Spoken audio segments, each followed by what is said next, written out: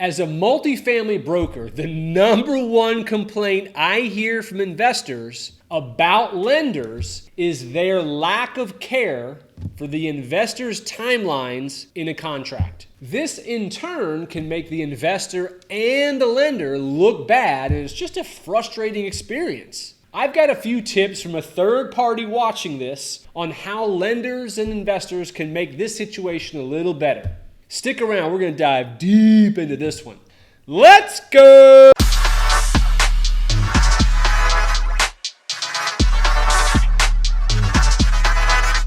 Now, firstly, listen, I know sometimes investors negotiate too short of a due diligence and closing period. Or an investor may not have a tight enough relationship with a lender to know how they operate. Or the investor is slow to produce documents to the lender. All those things happen. And of course, I also know that despite some lenders having adequate time to close from an impeccable investor who's been very successful and has produced all the records in a timely manner, still take their sweet time to get their job done in time. Those lenders will say things like, hey, we have our process, or we just have our timelines we have to go through. Or they'll say, you should have just gotten more time on the contract. So for the little it's worth from an outside third party watching this train wreck occur, here's a little advice for both parties. Investors, two main tips. Number one, try to have someone on your team who is dedicated or at minimum is concentrating on a checklist for lenders that produces all of your company's financials, your holdings, and of course, all the documents they like to see on a property. That person, their sole existence primarily is doing that one thing on your team if you can do that.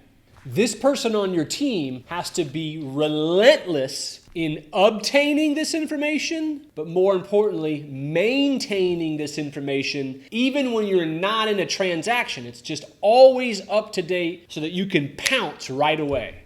Keeping these documents constantly updated, whether you're in a transaction or not, including having a checklist so you know what to go after for the property you're trying to buy day one, just makes the due diligence and closing period so much easier to experience when you're not rushing around putting together things again.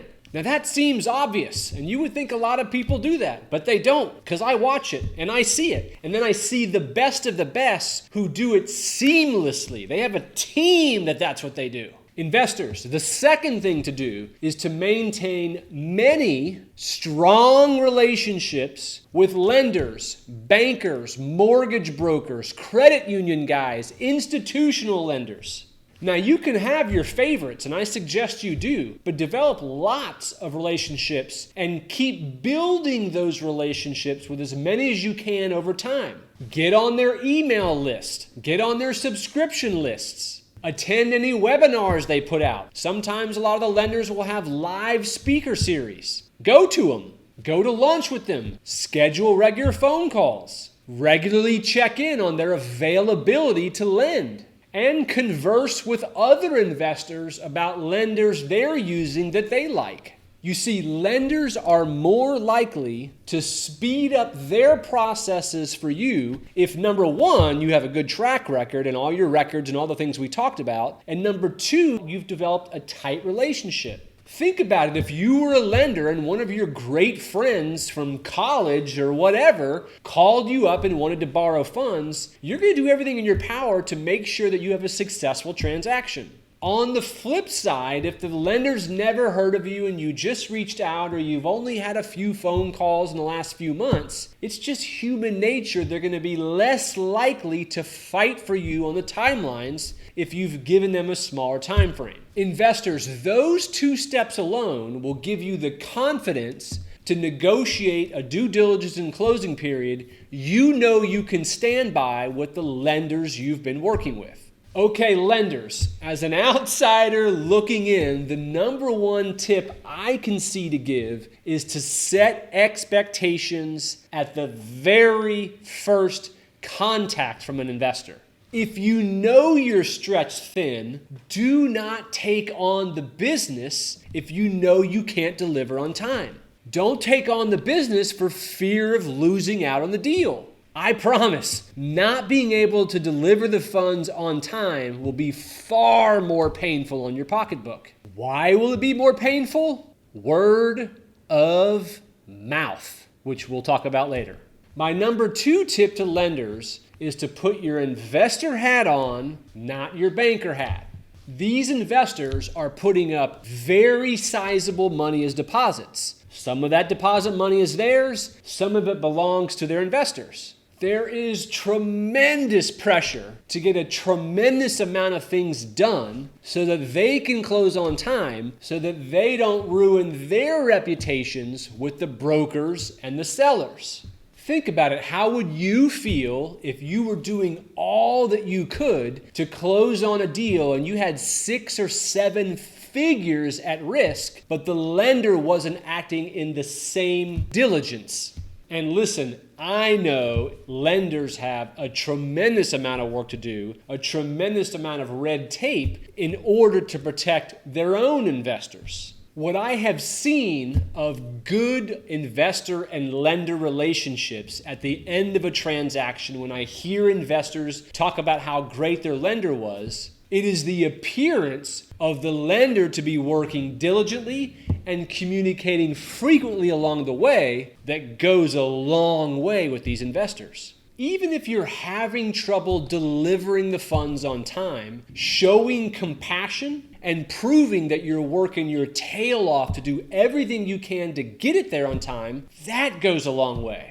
Another tip that can sometimes help with the borrower's permission is to reach out to the listing broker and the seller to let them know that you guys are doing everything you can to push as hard as you can to provide the funds on time so your client can close. Now, on the flip side, I can tell you, lenders, that the worst thing you can do from what I've seen the investors' reactions is appear to be taking your time to process documents, not communicating often enough or responding quickly enough, including any in-house attorneys or third-party attorneys that you use, and just generally acting with no care or regard to the borrower's timelines or deposits at risk. Oh, and another thing investors hate, and I know you know this because I as a multifamily broker hate this, is when the lenders retrade terms during due diligence and closing period. I know sometimes it can't be avoided, but boy, does it carry a word of mouth when you do it late into the process. When these difficult circumstances happen to an investor, some investors are prepared to go nuclear on your reputation. What does that mean? It means they are communicating to all of their staff, all of their investors that make up their fund. They're communicating to their attorney. They're communicating to the listing broker, the seller, and the dozen other people involved in getting a transaction done that you're the worst lender on the planet. And they go on and tell all the stories about why that is. Unfortunately, they'll talk about how incompetent your firm is and how you left them high and dry on a deal. Whether it's completely true or not, it affects your reputation in a big way, and this is a super small world of investors that own all these assets. So simply maintaining a compassionate, empathetic tone and looking like you're working your tail off to get it done does wonders. Just like multifamily brokers have a list of investors we never want to do deals with again, those same brokers and other investors have a list of lenders they won't do business again. And that word travels quickly. And the most dangerous part is you as the lender never even know it's happening. You don't know how widespread it is. It's not like someone calls you up and said, so-and-so investor just told 267 people, and here's the list they told that you're not a great lender. That doesn't happen. So to all of us in multifamily, being calm and cool and leaving the ego at the door is sometimes difficult to do in this business. These are big deals we're all dealing with. People's livelihoods, lots of moving parts. It's a freaking miracle any deal gets done. So it's no surprise that tempers can flare. But the best of the best, the most elite investors and elite players in the game, they have one goal on every deal: to close on that transaction with the best reputation in hand at that time. And please, this is not a video picking on lenders, because Lord knows there's plenty of multifamily brokers that need all the same advice. I hope this video brought you some value. If it did, please hit that like button down below. Make sure you subscribe. Hit that notification bell right next to it. That way you're made aware of each video each week. See you guys on the next one.